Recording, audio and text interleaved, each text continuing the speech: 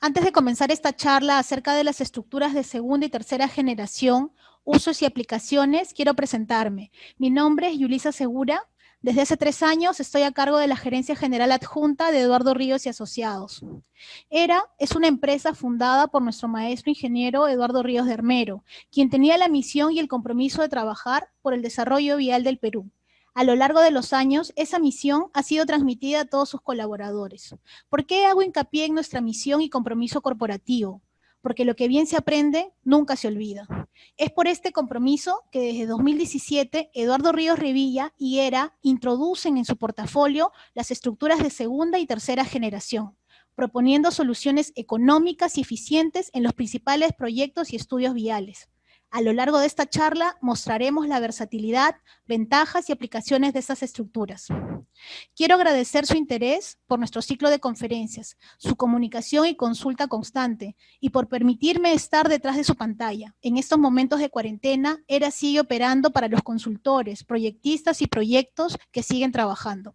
Empujemos todos hacia el mismo lado. Las necesidades de infraestructura y comunicación las estamos viendo en el día a día. Es por esto que la reactivación es un compromiso de todos, Estado, empresas y el capital humano. Por lo tanto, me reafirmo en nuestro compromiso con ustedes. También quiero agradecer a nuestros colaboradores que han hecho posible que el día de hoy podamos llegar a ustedes. Entonces, arrancamos la charla. Seguramente todos han visto el video corporativo. Nuestra misión es brindarles soluciones de ingeniería en acero corrugado, un producto que en más de 100 años ha evolucionado para ampliar sus ámbitos de aplicación.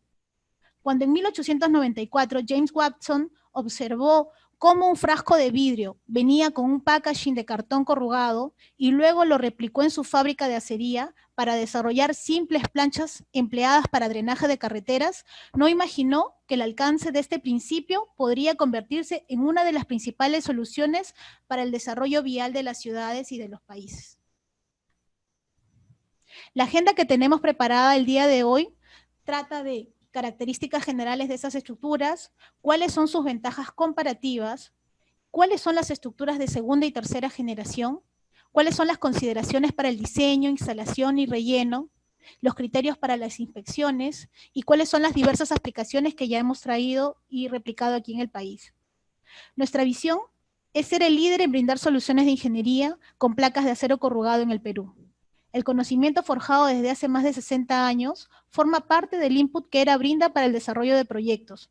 Estructuras instaladas en todas las regiones del país, carreteras y proyectos mineros pueden optimizar su diseño, ampliar el alcance de cargas u ofrecer variedad de soluciones. El reto de mantenernos siempre a la vanguardia con nuevas tecnologías, desarrollando aplicaciones y propuestas a los problemas viales, mineros y de infraestructura, eso es uno de los principios de ERA. En la charla anterior comentábamos acerca de las estructuras de primera generación, MP68 y MP152, las cuales han tenido gran repercusión en las principales vías del país. ERA, como empresa de ingeniería, siempre ha buscado mejorar e innovar en tecnología, que permita potenciar los beneficios ofrecidos para las condiciones más exigentes, tanto en dimensiones como en resistencia. La realidad de hoy nos dice que lo normal ahora es tener condiciones más exigentes todo el tiempo. Hoy presentamos las estructuras de segunda y tercera generación, una innovación tecnológica acorde a la nueva demanda global. ERA brinda un soporte técnico permanente, facilitando el diseño, desarrollo y construcción de distintas aplicaciones civiles. A lo largo de esta charla veremos estos proyectos y las diversas soluciones que hemos proporcionado. Este ejemplo que hemos visto en la primera charla es bastante sencillo pero muy didáctico para definir el primer principio de las estructuras metálicas corrugadas. Podemos decir que son aquellas formadas de acero estructural que debido a la corrugación obtienen una mayor rigidez.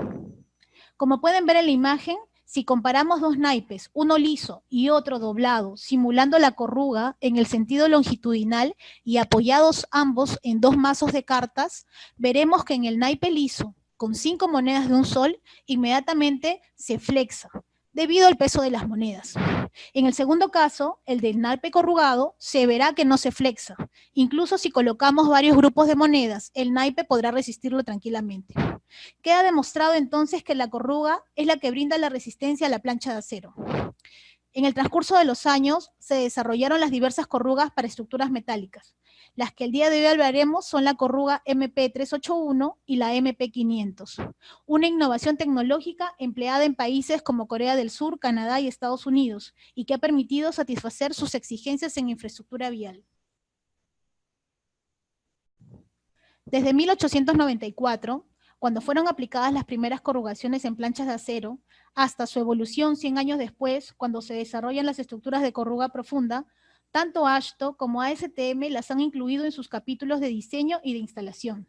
Así, por ejemplo, para estructuras de segunda generación MP381 se encuentran reglamentadas en ASTM A796 en la tabla 35, y para la tercera generación, que es la corruga MP500, se encuentran en la tabla 37.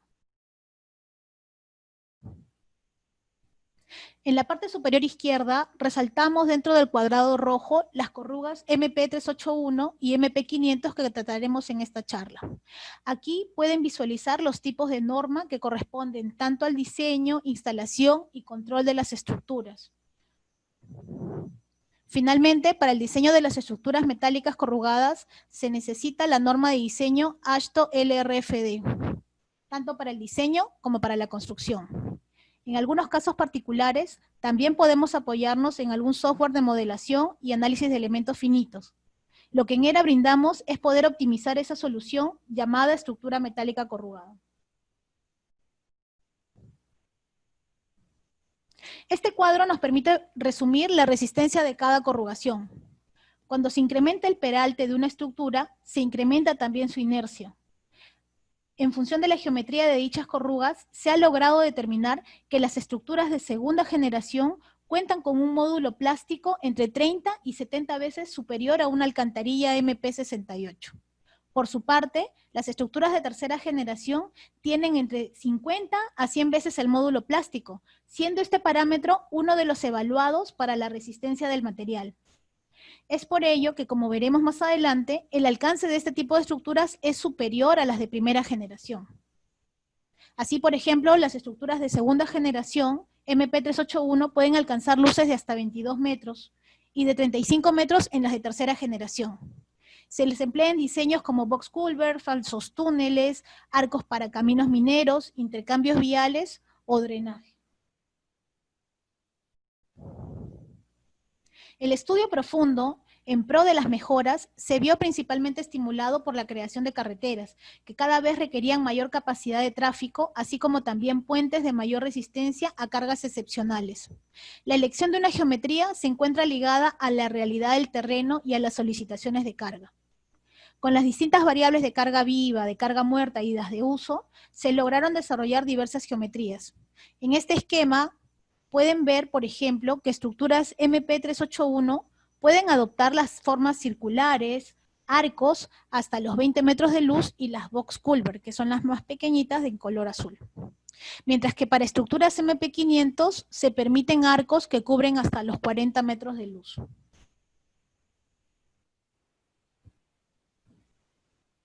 Como siguiente punto, tenemos las ventajas comparativas que ofrecen con respecto a otras tecnologías. Ya hemos conversado de algunas, pero ahora las estudiaremos más a fondo. La principal ventaja de las estructuras radica en su tiempo de construcción, lo que impacta en el empleo de la mano de obra. Estamos hablando de reducciones entre 20 a 30% con respecto al concreto, para soluciones de puentes o de túneles. Otra ventaja de las estructuras de segunda y tercera generación está enfocada a la mano de obra. Al requerir solo trabajos de empernado, izaje e instalación de estructuras metálicas, la mano de obra requerida no necesita ser tan especializada, por lo que ERA brinda el soporte técnico antes, durante y posterior a la instalación. Estas soluciones están pensadas para ser permanentes y duraderas en el tiempo. El costo de desvío de tráfico es un costo oculto que también se debe considerar. Otra ventaja apreciable la podemos ver en la imagen en la parte inferior derecha.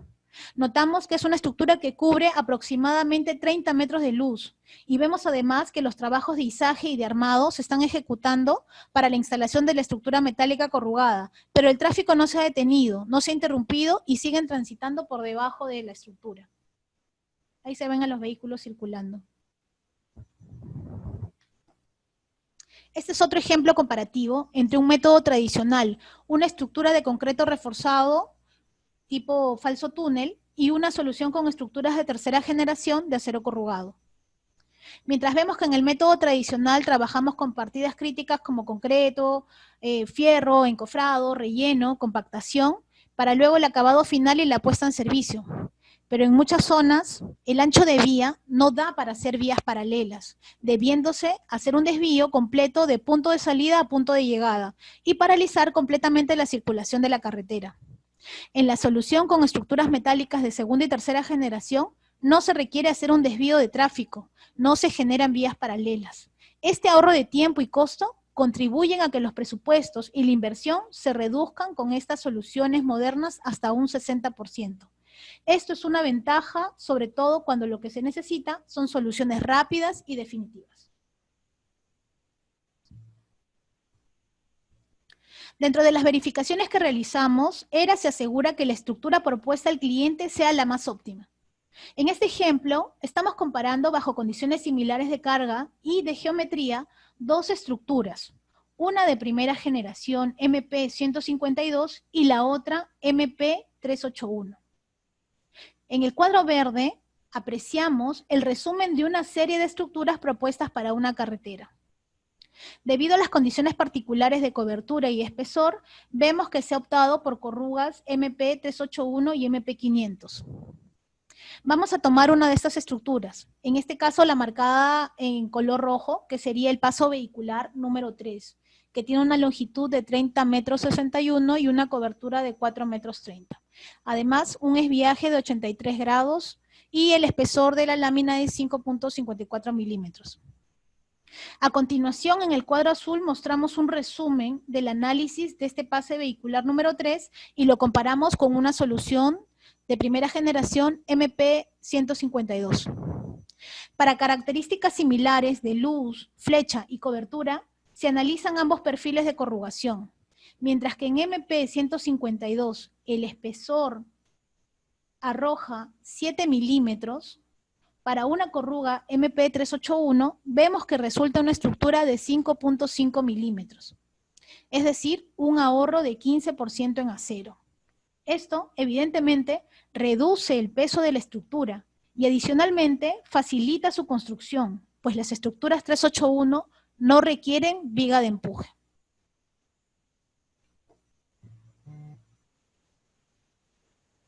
Para solicitaciones de carga extraordinaria, mostramos el análisis comparativo que se efectúa con propuestas para los tres tipos de corrugación: MP152, MP381 y MP500, como pueden ver en el cuadro.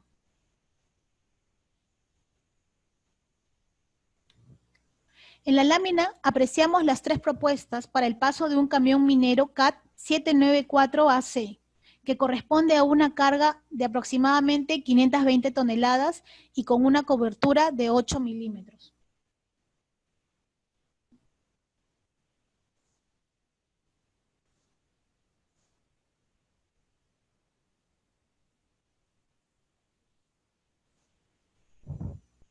El primer análisis corresponde a la corruga MP152, la segunda del medio corresponde a la MP381 o segunda generación, y la tercera a la derecha muestra la corruga MP500 tercera generación.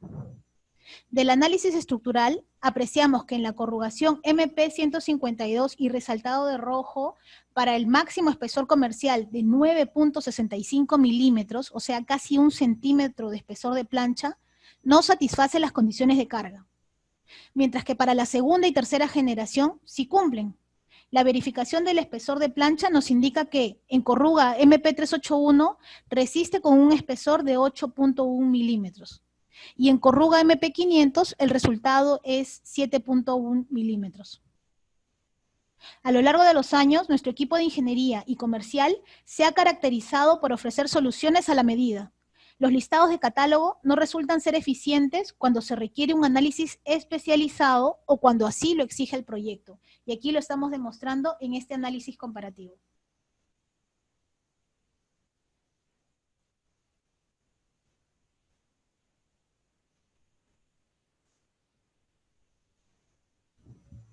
Como parte de la agenda, veremos ahora lo concerniente a las estructuras de segunda y tercera generación, geometría, verificaciones. Además, veremos la variedad de alternativas que nos permiten estas estructuras especiales. Las estructuras de segunda y tercera generación son definidas en el artículo 12.2 de la norma AASHTO LRFD de diseño. Este concepto es el de corruga profunda. Lo pueden ver como un extracto que hemos puesto aquí en la diapositiva, y es muy importante porque la resistencia de estas se encuentran directamente relacionadas a la corruga. Para ser considerada una estructura de corruga profunda, la norma indica que la estructura debe tener una profundidad de corruga mayor a 5 pulgadas, es decir, equivalente a 127 milímetros. Para las estructuras de MP381, la profundidad de la corruga es 140 milímetros. Y las MP500 tienen una profundidad de corruga de 237 milímetros, superando ampliamente las solicitadas por la norma. Por lo tanto, ambas también son conocidas como estructuras de corruga profunda. Pero, ¿cuál es la importancia que tiene que estas estructuras sean de corruga profunda? Una de las más resaltantes es que no van a requerir vigas de empuje, que sí necesitan estructuras de gran luz de primera generación. Y por otra parte, la altura de relleno mínimo se reduce a 3 pies, lo que equivale a 90 centímetros.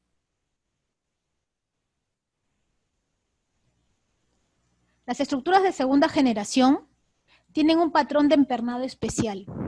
En la imagen de la izquierda se puede ver que en el empalme longitudinal las placas presentan una línea triple de pernos. ¿Sí lo pueden ver? Por otra parte, el avance útil de las planchas es de 762 milímetros. El ancho neto de las placas para conformar el perímetro se encuentran en función de un parámetro al que denominamos S, que es la distancia de los huecos perimetrales. Este S tiene una medida de 406 milímetros y determina la separación de los huecos perimetrales, como ya les había dicho. Los anchos de placa de los que disponemos varían entre 4S, que es 1,63 m, hasta 12S, que es 4,88 m. O sea, una sola plancha puede tener una longitud entre 1,63 m hasta 4,88 m, pudiendo ampliarse cuando el diseño lo requiera. La imagen, la fotografía de la derecha, muestra además la forma de medir las dimensiones de la corrugación. Observamos, por ejemplo, que el paso es 381 milímetros y la profundidad es de 140 milímetros. También estamos mostrando el avance efectivo, que es 762 milímetros. Estas planchas tienen 6 pernos por corruga. Las estructuras de tercera generación o MP500 tienen un patrón de empernado distinto al anterior. En la imagen de la izquierda se puede ver que en el empalme longitudinal las placas presentan una línea triple de pernos y que estos pernos se sitúan en el valle, en la cresta, pero también en la línea media de la corruga. Esto nos da un total de 12 pernos por corrugación, a diferencia de las MP381, que solamente tienen 6 pernos. Por otra parte, el avance útil de las placas es de 1 metro. La imagen de la derecha muestra, además de la forma de medir las dimensiones de la corruga, que es donde se aprecia el paso de 500 milímetros y la profundidad de 237 milímetros.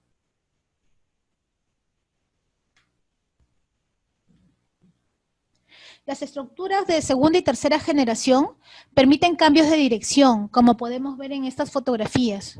Esto es posible realizando un corte diagonal y soldando un perfil metálico a ambas secciones de dirección distintas. De esta forma, nos podemos adaptar a las curvas horizontales que se desarrollan en las carreteras con topografías complicadas como las de Perú. La fotografía superior muestra un cambio de dirección y un cambio de sección. La fotografía inferior nos muestra un cambio de dirección leve y que no requiere marcos de concreto.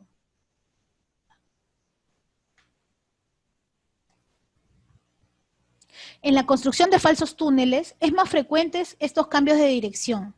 Aquí apreciamos un falso túnel de casi 500 metros de longitud, en los que se desarrollan hasta 3 curvaturas distintas.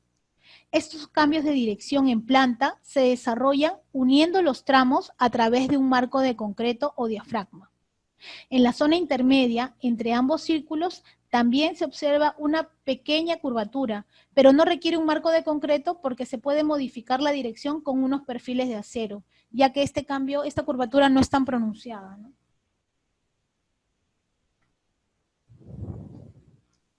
Otra ventaja que ofrecen estas estructuras de segunda y tercera generación es que permiten esviajes superiores que las contempladas en las estructuras de primera generación. En el diseño del pase a desnivel, el eje de la vía en rojo se dirige por debajo de la vía que está en verde. Esta es una vista en planta y es un pase a desnivel. Uno, que es la línea en rojo, que pasa por debajo de la línea verde. Por lo que la sección indicada como BB no estaría conformada por un anillo completo, sino como parte del esviaje propio de la estructura. Y en consecuencia necesitaría un análisis adicional. Allí pueden ver el anillo completo. En la sección AA se aprecian los anillos completos, aquí. Y en la sección BB se aprecia que los anillos ya no están completos porque están cortados. Esto quiere decir que vienen esviajados. Esta parte de anillo, que no está completo, se refuerza con unas espinas de pescado mostradas en la parte inferior. Como pueden ver, estos se extienden sobre el terreno y contrarrestan el empuje generado por el anillo de comprensión descompensado.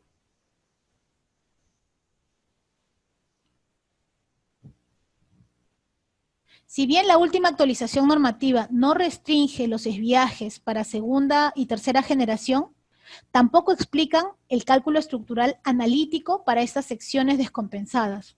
Por lo que cuando se dan este tipo de situaciones, la indicación que tenemos es analizar con un programa de elementos finitos para determinar la resistencia de la estructura, la interacción de los empujes del suelo con la estructura en el anillo descompensado.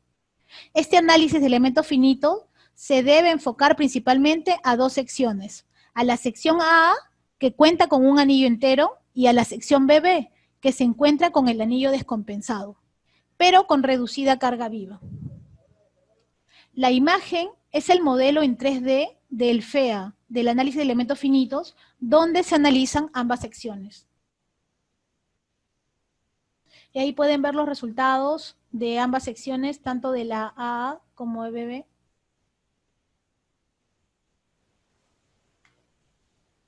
Una vez verificada y determinada la estructura más apropiada para resistir dicho desviaje, se plasma la propuesta en planos simples y sencillos en los que se indica las placas que serán cortadas en fábrica.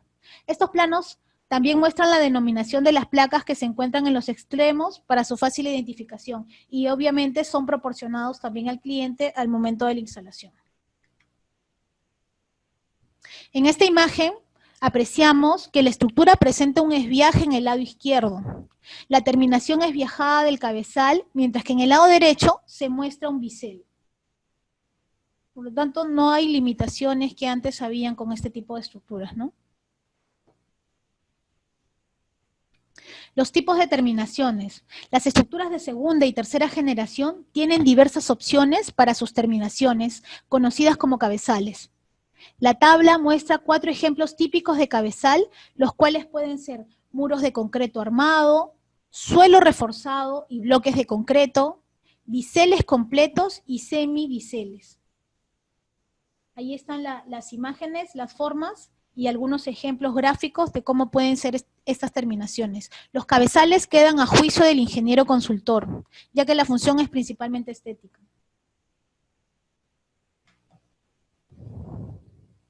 Para pasos carreteros tenemos una mayor variedad de opciones. Por ejemplo, podemos dejar la estructura sin biselar con el talud alrededor vegetado, como en la imagen superior izquierda. También se puede dejar el talud con un ángulo de descanso diseñado y darle ese bisel a la estructura, como en la fotografía inferior izquierda, talud biselado. Adicionalmente, se puede ornamentar el marco de concreto armado con granito, como en la fotografía superior derecha, o trabajar con tierra reforzada, como en la imagen inferior derecha, muro de suelo reforzado. O sea, la variedad de terminaciones dependen del presupuesto y del criterio del consultor, del proyectista, ¿no? La imagen superior izquierda muestra una estructura con cabezal de concreto armado ornamentado con granito. En la imagen superior derecha se ve que se ha instalado un cabezal tipo muro de suelo reforzado. Una opción económica está indicada en la estructura inferior izquierda, con un cabezal compuesto de gaviones. Finalmente, para falsos túneles, se recomienda un cabezal de concreto armado, puesto que sobre su corona se colocará un relleno especial para resistir los impactos, y este suelo debe estar muy bien confinado.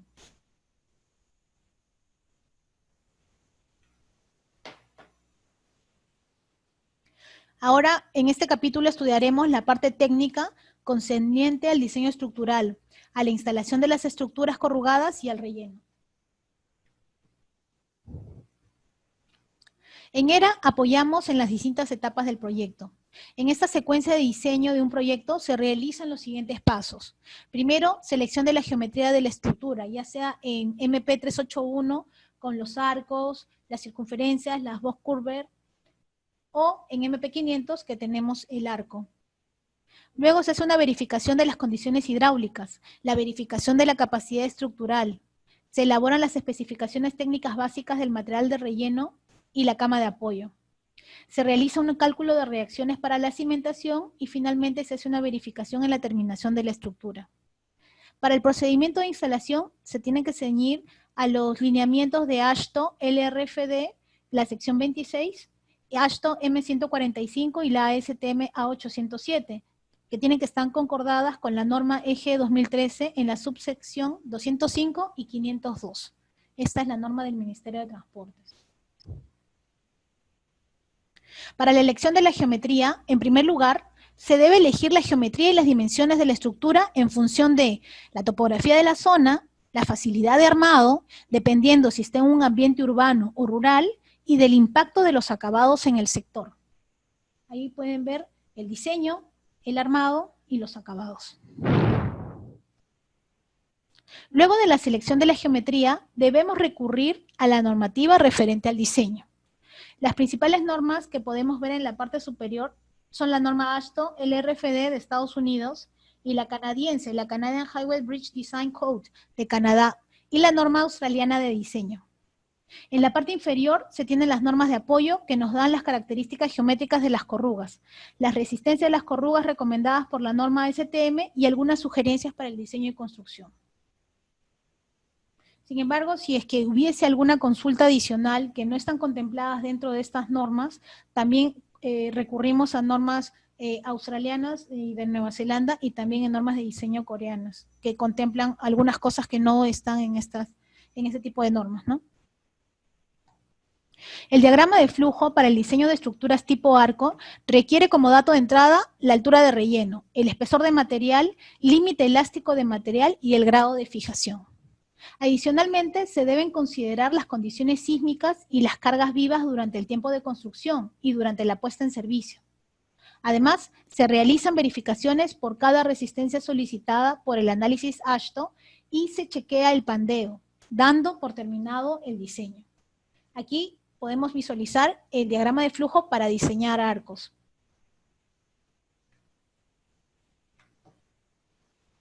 Para el diseño de box culvert en segunda generación, el diagrama de flujos es similar, pero un poco más complejo debido a que el radio de la tapa tiene una geometría prácticamente plana y esto genera momentos. Debido a ello, se aconseja un modelado por elementos finitos con algún programa de análisis. Los datos de entrada son las propiedades de material, la densidad, condiciones del contorno, límites elásticos de los materiales, cargas vivas durante la construcción y durante la puesta en servicio. Del modelo en 3D se obtienen los esfuerzos en cada elemento y se verifica que estos no superen la resistencia de la estructura. Se evalúa el momento plástico y si resulta aceptable, el diseño culmina. Ahí ustedes pueden ver en el flujo la variedad de box culvert que podemos diseñar y la que más se adapta a la geometría, a las condiciones del terreno. Para el diagrama de flujos de falsos túneles, el diseño está más enfocado a la resistencia al impacto de rocas. Los datos de entrada para estas estructuras especiales son la altura de relleno del material, el límite elástico, las condiciones de contorno, las propiedades de material, la condición sísmica, la carga de caída de roca y la carga durante la construcción. Del modelo en 3D se obtienen los esfuerzos en cada elemento y se verifica que no superen la resistencia de la estructura. Se evalúa nuevamente el momento plástico y si resulta aceptable, el diseño culmina. Aquí hay algunos ejemplos de cómo se consideran las cargas de impacto para el diseño de falsos túneles. Los parámetros de resistencia evaluados para todos los casos de estructuras de segunda y tercera generación se encuentran resumidos en esta tabla comparativa. En ella se nota que las estructuras de primera generación solo son evaluadas por resistencia en pared, resistencia en pandeo por placa, falla de la costura y rigidez para el manipuleo, que también son diseñadas en la segunda y tercera generación. Pero además de lo mencionado, también se debe evaluar la falla por pandeo global. Se debe realizar el análisis por empuje y momento combinado y análisis sísmico, ya que estas estructuras no necesitan viga de empuje.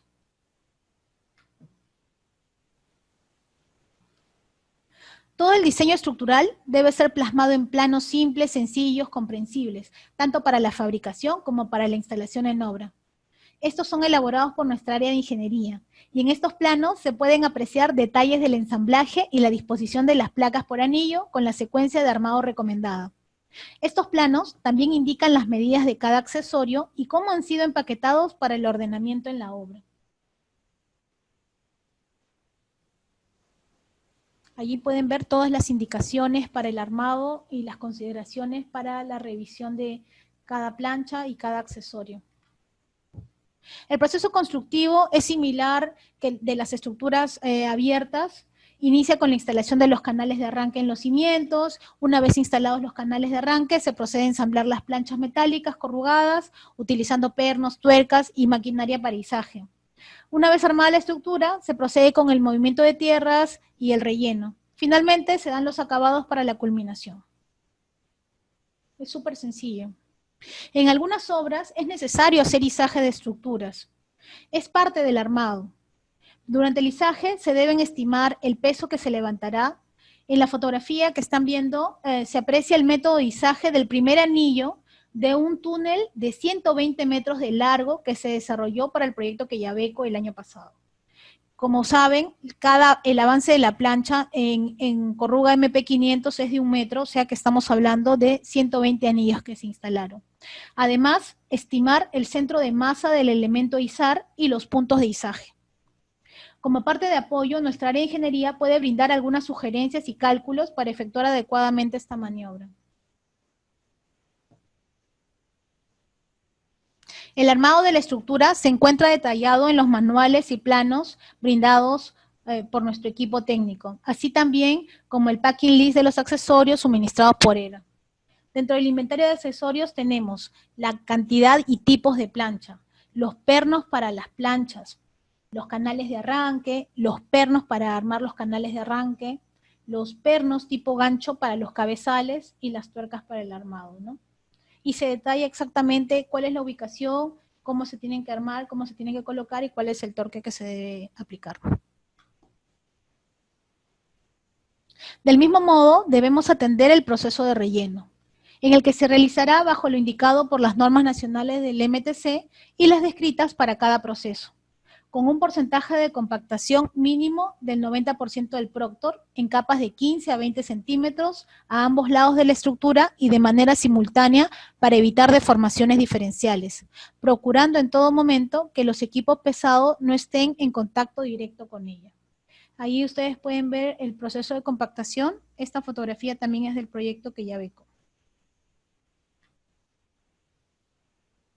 Ahora veremos la inspección que exige la norma ASTM A761 para este tipo de estructuras especiales y que debe ser tomada en cuenta por los supervisores de obra principalmente. Como parte de la inspección dimensional, se deben tomar medidas del paso de la corruga, la profundidad, el diámetro de los pernos y la distancia al exterior. Estos resultados se comparan con las tolerancias admisibles y se contrastan. De esta forma se evalúa si el material aprueba o no aprueba la inspección. Aquí les mostramos algunos protocolos de verificación de planchas y de estructuras y los informes finales. Adicionalmente, también se debe verificar el espesor de galvanizado. Para dicho fin se utiliza un aparato de medición de acuerdo a la norma ASTM B499, que mide el espesor de galvanizado. En el caso nuestro tenemos un equipo de la marca Elcometer, que tiene un software computarizado donde se baja toda la información y se puede emitir la constancia de la verificación. Además, se toman las medidas en varios puntos de la estructura y también se contrasta con las tolerancias admisibles. Como último punto de la agenda, veremos ejemplos de aplicación en el mundo de las estructuras segunda y tercera generación, así también proyectos que estamos trabajando en esta corrúa. Este esquema resume las principales aplicaciones, tales como cobertizos, hangares para aeronave, drenaje, almacenes, cobertizos para radares, para puentes, cobertizos para cañones, protección de municiones y falsos túneles. Otra aplicación también fuera de lo urbano y la vialidad se da en instalaciones militares. Podemos ver en la imagen que se prefiere trabajar con el metal por su gran capacidad de deformarse sin fallar de forma frágil como el concreto. En caso de un impacto, el concreto no logrará deformarse y sus fragmentos podrían causar daños al interior. En el caso de las estructuras metálicas corrugadas, la reducción del daño es menor y da mayor seguridad tanto al personal como a los equipos que se encuentran al interior.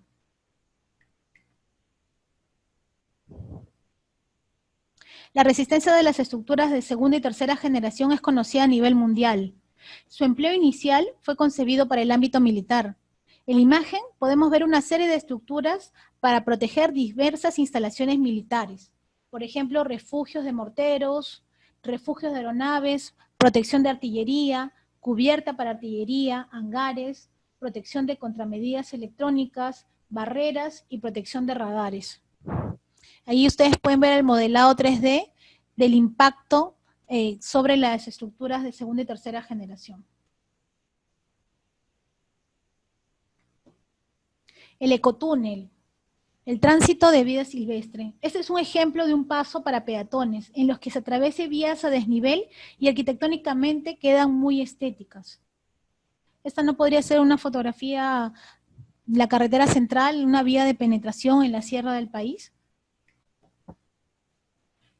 También podemos ver un ejemplo de intercambios viales. Esta fotografía es en Bandung, Indonesia.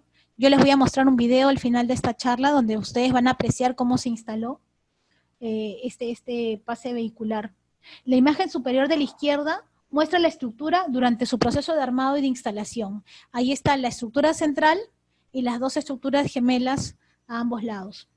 Se puede apreciar que el flujo de tráfico no se ha detenido en ningún momento, puesto que el ensamblaje de los anillos se puede realizar fuera de obra e izar y colocar para empernar desde el exterior de la estructura.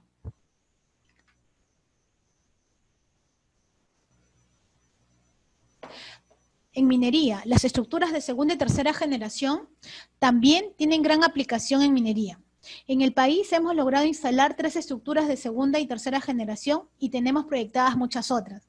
En primer lugar, las estructuras se emplean para el tránsito de camiones mineros, por lo que se requieren grandes luces, como ya hemos visto, ¿no? Y grandes cargas. Además, la magnitud de los rellenos por encima de la corona y la carga viva de camiones Komatsu hacen que las estructuras de segunda y tercera generación sean ideales para solucionar este problema. Ahí están 2 soluciones, una para pases vehiculares y otra para coberturas de faja transportadoras en stockpile.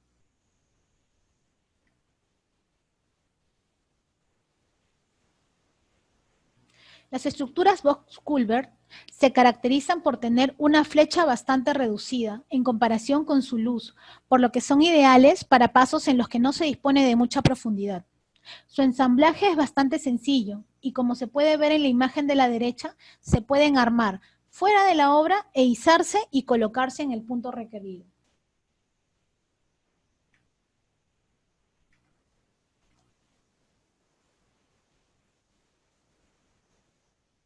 Como posibles soluciones, hemos planteado un falso túnel para proteger la pista de posibles caídas de rocas. Ahí ustedes pueden ver la estructura terminada y el modelamiento de la misma estructura a la mano derecha, ¿no?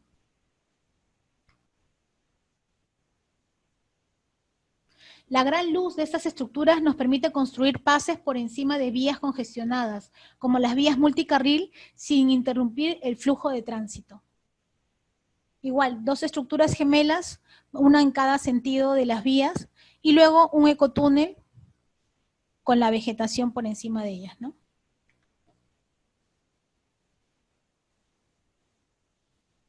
A punto ya de cerrar esta presentación, hoy más que nunca, con una necesidad imperante de reformular nuestro saturado sistema de transporte, necesitamos darle pase a nuevas vías que tengan armonía con el medio ambiente, que brinden no solo seguridad, sino confort a los usuarios. La extraordinaria situación en la que nos encontramos nos ha vuelto a demostrar que no tenemos una verdadera cultura vial, y cuando logremos superar gradualmente esta pandemia, necesitamos brindarle los medios correctos tanto a peatones como ciclistas para poder desplazarse sin preocupaciones que hasta hace unas semanas las teníamos. Poder desplazarnos desde nuestros domicilios hasta el centro de trabajo o simplemente pasear con nuestras familias. Allí ustedes pueden ver las soluciones que estamos planteando, hacemos las visitas en campo, los diseños en planta y luego el desarrollo de los planos.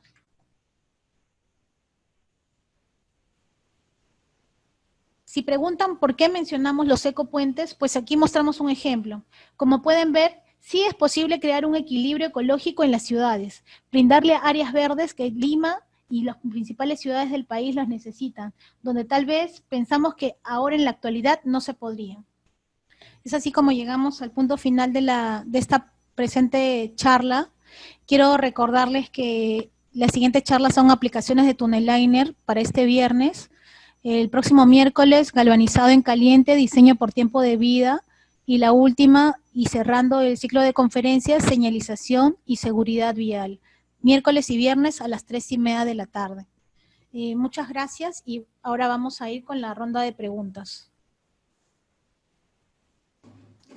Bien, para la ronda de preguntas nos está acompañando el ingeniero Jairo García del área técnica de Eduardo Ríos y Asociados, del área de ingeniería. Él se encarga del cálculo estructural. El ingeniero Mariano Salcedo, que es del área de investigación y desarrollo, también del área técnica de Eduardo Ríos y Asociados. Bien, Jairo, el ingeniero César Chumpitaz nos pregunta, ¿los taludes vegetados no dañan las estructuras, ya que la humedad constante puede ser perjudicial con el pasar del tiempo? Hola, ¿qué tal? Buenas tardes a todos. Para evitar la filtración de la que usted menciona, se puede colocar algún geosintético que proteja la estructura. Así también la posibilidad de colocar algunos drenes laterales. Esta pregunta también es importante porque hay que tener en cuenta que cada proyecto tiene sus particularidades. Y la misión que tenemos en el Departamento de Ingeniería es brindar cuál es la solución más adecuada para cada uno de estos proyectos. Ya, gracias. Gracias, Jairo. También nos preguntan, en las inspecciones de no cumplir con el espesor mínimo de galvanizado, ¿las planchas son desechadas o qué otra solución se pudiera dar en campo? Mira, los espesores de galvanizado ya están normados. Usualmente varían entre 610 a 900 gramos por metro cuadrado. Y si está por debajo de este espesor, se deberían ser desechadas. Sí, también quiero recalcar que el acabado de galvanizado por inmersión en caliente es un proceso químico que se hace sumergiendo las planchas en unas cubas de galvanizado donde el zinc se encuentra a 450 grados de temperatura, más o menos, ¿no? Y a un 99% de pureza. Dependiendo del tiempo de inmersión de estas planchas, es que se le da el espesor del recubrimiento que indicó Jairo, 610, 920, incluso nos han pedido 1200, que son espesores que están dentro de la norma. Una vez que se asegura eso, por el tiempo de inmersión que tienen las planchas, yo creo que es poco probable de que este tipo de estructuras, porque en realidad hay un montón de estructuras de acero corrugado o de acero en general que tienen procesos de inmersión en caliente, pero para este tipo de estructuras es poco probable de que no se llegue a los espesores que indican la norma. Gracias. Sí, claro. También hay que tener en cuenta de que si bien hay que lograr los recubrimientos que forma, también hay otras soluciones para mejorar la capacidad o el tiempo de vida útil de las alcantarillas o de las estructuras de acero corrugado y galvanizadas en general. Gracias, Jairo. El ingeniero Segundo Vilches pregunta, ¿en dónde se aplica la viga de empuje? Mariano, por favor, ¿podrías apoyarnos?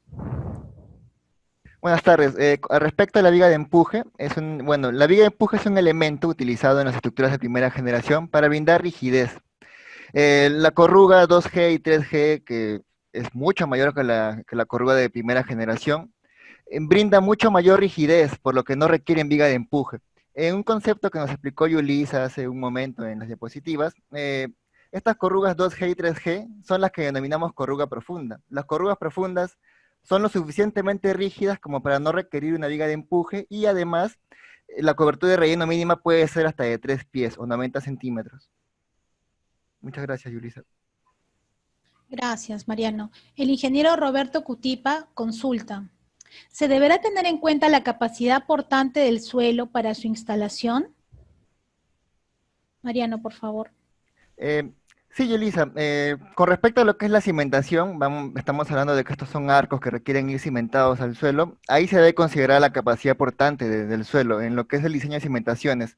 Para lo que rodea a la estructura en sí, que sería el relleno, no se debe tomar en cuenta la capacidad portante. Tiene otras características muy aparte que ya están indicadas en la respectiva norma, la de sección 507 en la EG 2013. Ok, muchas gracias. El ingeniero Víctor Ormeño nos consulta. Jairo, en estructuras de grandes luces, ¿cuánto es el relleno mínimo de cobertura y a qué altura de relleno se hacen las pruebas de carga, en caso sean soluciones de intersecciones vehiculares? Muy bien. Las estructuras de grandes luces son estructuras de primera generación, se le denomina así, pero también tenemos luces bastante grandes en la de segunda y tercera generación. De acuerdo al concepto de corruga profunda, a partir de los 90 centímetros de relleno mínimo, la estructura ya está lista para poder resistir una carga viva, una carga vehicular. Para su respuesta, a partir de 90 centímetros ya podemos empezar a trabajar cargas vivas. Antes de ello, el compactado y el relleno debe ser de manera bastante cuidadosa y especial. Ok, muchas gracias, Mariano. El ingeniero David Alejandro Poma consulta. Para el diseño de alcantarillas de concreto, el ASHTO presenta lineamientos de cálculo. En alcantarillas con perfiles corrugados, ¿el ASHTO tiene definido estos lineamientos? Mariano, por favor. Hola, Yulisa. Sí, el ASHTO tiene normativa de diseño para lo que es estructuras enterradas en general. Las normativas de diseño para estructuras enterradas se encuentran en el capítulo 12 de la norma ASHTO LRFD Bridge Design Specifications. En esta norma, en este capítulo, hay una sección muy especial que trata justamente de las estructuras metálicas corrugadas. Ahí se encuentra el lineamiento para calcular los empujes, para determinar la resistencia de cada elemento de la estructura. Todo esto ya se encuentra englobado en esta norma, en el capítulo 12 de esta norma. Además, en la norma STM se brindan también algunas recomendaciones para el diseño. No todo se encuentra ahí. Hay algunos aspectos de apoyo que se pueden tomar de las normas ASTM también. Gracias, Mariano. El ingeniero Omar Vallejos consulta con respecto al falso túnel. ¿De qué espesor se debe colocar la cama de arena u otro material encima de la estructura para protegerlo de la caída de rocas? Muy bien, Yulisa. Los falsos túneles se han diseñado sobre todo para resistir carga de impactos de rocas, y esto no lo podemos decir hasta que hayamos realizado el análisis de elementos finitos del falso túnel.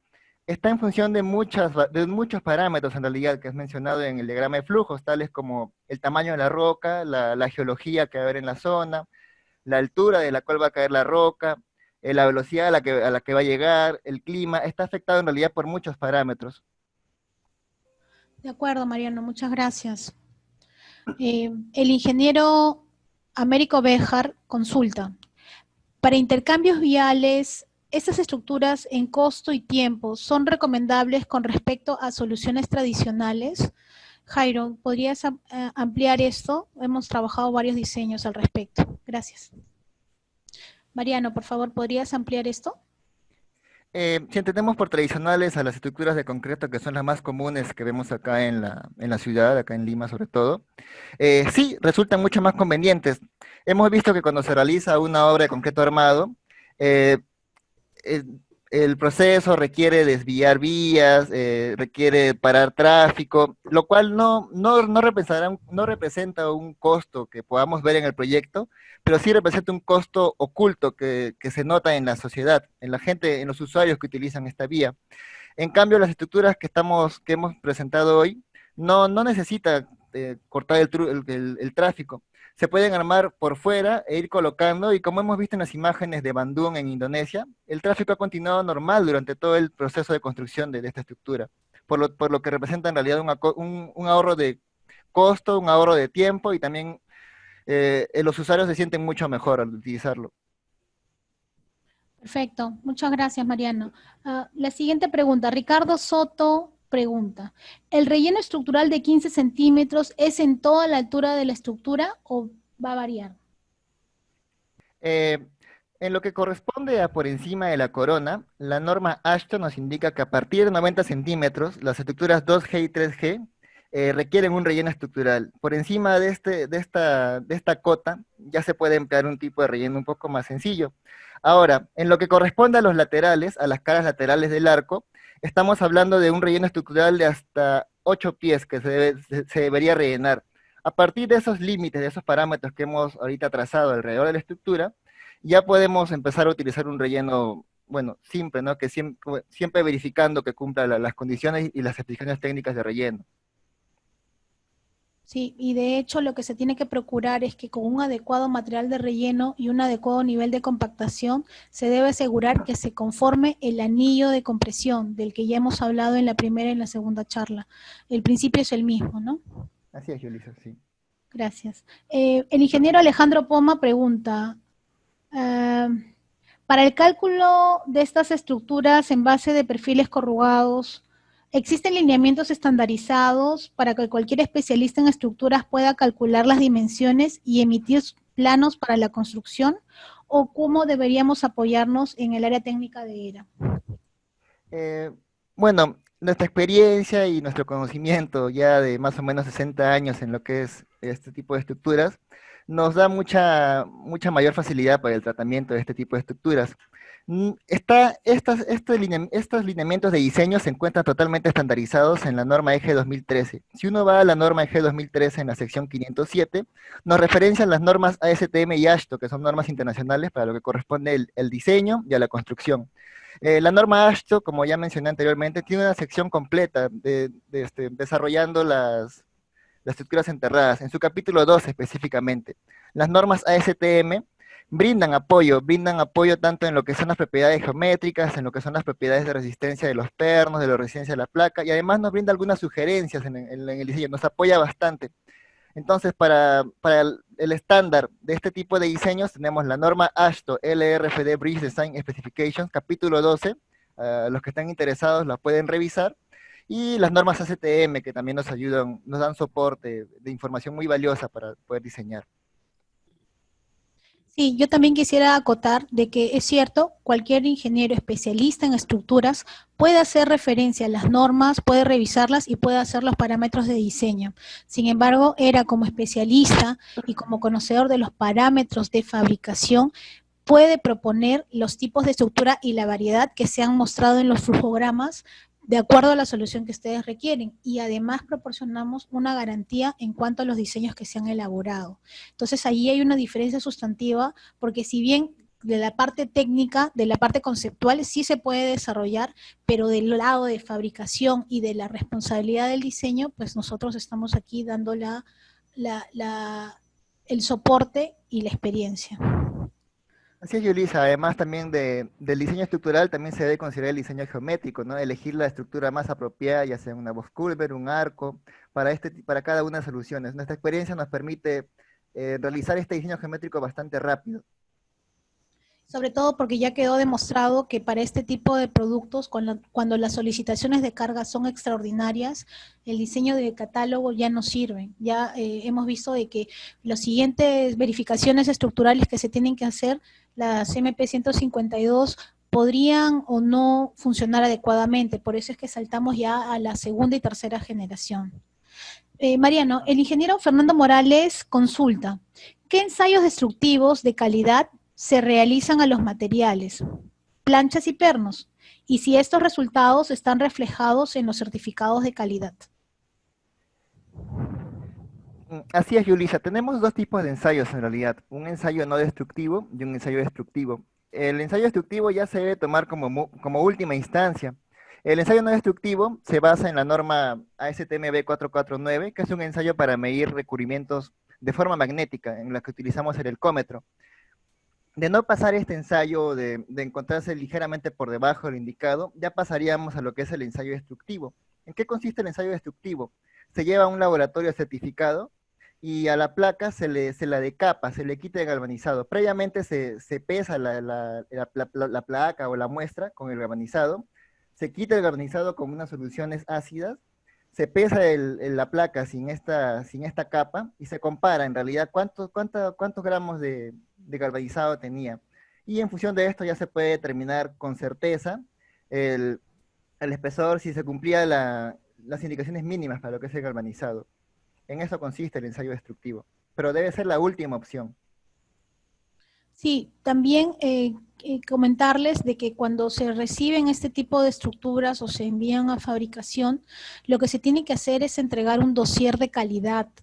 El dossier de calidad contiene información acerca del acero base con el cual se han fabricado las estructuras, revisiones geométricas de la producción, revisiones, como indicamos en una de las diapositivas, la forma de la corruga, la profundidad, la perforación de los huecos, además de los resultados de los ensayos de galvanizado, porque se tienen que muestrar cuando se está fabricando. Además de eso, se envía dentro del dossier la información de los planos de armado y eso se entrega al área de la supervisión o al área de calidad del cliente para su verificación. De considerar necesario el expediente, la supervisión, sí se puede llevar a ensayar a un laboratorio, pero el dossier de calidad es lo que respalda la fabricación del producto, ¿no? Y el diseño estructural lo que respalda el comportamiento también del producto. Gracias, Mariano. El ingeniero Segundo Vilches consulta, ¿los cabezales vienen de diferentes tipos o se adoptan en obra?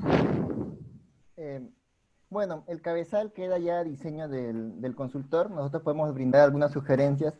Es más, las estructuras las brindamos con unos pernos especiales para poder anclarse a este cabezal, pero podría ser, como hemos mostrado, una gran variedad. Podrían ser marcos de concreto armado, podrían ser muros de gaviones, muros de suelo reforzado. Lo que sí hay una recomendación especial para cuando son pasos donde va a fluir agua, se recomienda bastante que sea un muro de concreto armado. Esto más que nada por la impermeabilidad que ofrece el muro de concreto armado con respecto a otras soluciones. Perfecto. También quiero recordarles, están haciendo consultas acerca de los galivos para estructuras de segunda y tercera generación. El galivo va a variar de acuerdo a la geometría de la estructura y esto va a estar en función de lo que se requiere en la obra. No vamos a ampliar la respuesta porque ya se comentó en las presentaciones anteriores. Simplemente decimos de que de acuerdo a la solicitación es que se hace el diseño en las formas que hemos visto, las circulares, los arcos, los box culver, ¿no? Así es, estos diseños no son de catálogo. Cada proyecto tiene una configuración especial y cada proyecto debe ser tratado de manera distinta. Así es. Mariano, el ingeniero Américo Béjar pregunta, ¿en estas estructuras se pueden hacer reparaciones de una parte o en forma parcial de la estructura luego del uso de transcurrir los años? Lo que se recomienda es realizar el mantenimiento periódico, ya sea para recuperar la capa de galvanizado, puede aplicarse un galvanizado en frío, y en caso ya el daño sea más estructural, como esta estructura trabaja por lo que son anillos, trabaja por anillos de compresión que has mencionado tú hace un momento, la reparación no podría ser puntual en el caso de un daño ya estructural, una bolladura, una deformación ya por encima de lo requerido, de lo solicitado. Si ya se ha deformado demasiado, si ha sufrido una bolladura, lo recomendable es reparar el anillo completo, no toda la estructura, solo el anillo que se haya dañado. Sí, es cierto. Y además que la recomendación del proceso de reparación de la plancha tendría que venir acompañada de una visita en campo, de una evaluación de la estructura, como sí lo hemos hecho en algunas estructuras que ya tienen más de 20 o 30 años, y una vez que se ha hecho eso, ya se encuentra, no digo que no hay una receta, se encuentra la metodología más adecuada para poder aplicarse, reparar el anillo, reparar la plancha, cambiar todo el anillo, sustituir la estructura, ¿no? Así es, Yulisa, así es. Así es. El ingeniero Jonathan Baldeón pregunta, en el caso de un pandeo a un tiempo no previsto, ¿cuáles serían los aspectos a considerar? Entiendo que está consultando con respecto a que la estructura todavía no entró en servicio. Eso está consultando Mariano. Ok, Yulisa. Los pandeos o las deformaciones, cuando aún la estructura no ha entrado en servicio, se deben principalmente a problemas en el proceso constructivo, ya sea una maquinaria que lo ha golpeado, pero estas estructuras son lo suficientemente rígidas como para poder resistir golpes. En realidad, la corruga profunda que tiene le permite resistir impactos bastante grandes. Hemos tenido ya experiencias en las que la estructura aún no estaba terminada, aún no se había terminado de armar, y le cayó en realidad un cúmulo bastante grande, hubo un desprendimiento de rocas y la estructura no se deformó considerablemente. Mientras se encuentre dentro del rango, pues no habría ningún problema. En caso ya la deformación sea excesiva, tendríamos que realizar una visita en campo, revisar cómo se encuentra el estado de esta estructura, y dependiendo de si ya está demasiado dañada, pues se podría considerar desecharlas y colocar nuevas placas, pero esto ya sería lo más extremo. Sí, y de hecho lo que yo he visto en todos estos años es ido reparaciones puntuales, porque en sí tanto el mantenimiento como el tiempo de vida útil de las estructuras no ha sido mellado, no ha sido mermado, no ha habido problemas de ese tipo. El ingeniero Paredes Caballero consulta, en estas estructuras, ¿cuál es el tiempo de vida o cada cuánto tiempo se les debería hacer mantenimiento? El mantenimiento debería ser periódico, mayormente se debe darle mantenimiento a lo que es el galvanizado, porque en lo que es la parte estructural, el núcleo de acero se encuentra protegido por este galvanizado. El galvanizado recubre y protege al núcleo de acero y se va a consumir con el pasar de los años. Estamos hablando de que podía resistir por ataque químico hasta 75 años en condiciones normales, incluso hasta más. En caso de que empiece a dañarse, se puede reparar con una capa de galvanizado en frío, que es lo más recomendable, y pues no representa en realidad un gran costo. De acuerdo. Más bien, quiero hacerles acordar de que el área técnica de Eduardo Ríos puede brindarles el soporte técnico en estos tiempos, los correos electrónicos jdiaz@era.com.p, el ingeniero Jairo García, y tanto el área comercial, Luis Oliveri, Víctor Cabezas, Luis Porras, y nuestras gerencias, Eduardo Ríos y Yulisa Segura. Para los que quieran certificados de la charla, se pueden comunicar a erasac@era.com.p. Bueno, muchas gracias. Damos por concluida la charla técnica. Mi nombre es Yulisa Segura y los espero el día viernes a las 3:30 de la tarde para darles la charla Aplicaciones de Túnel Liner, Obras Urbanas sin Zanjas. Hasta pronto.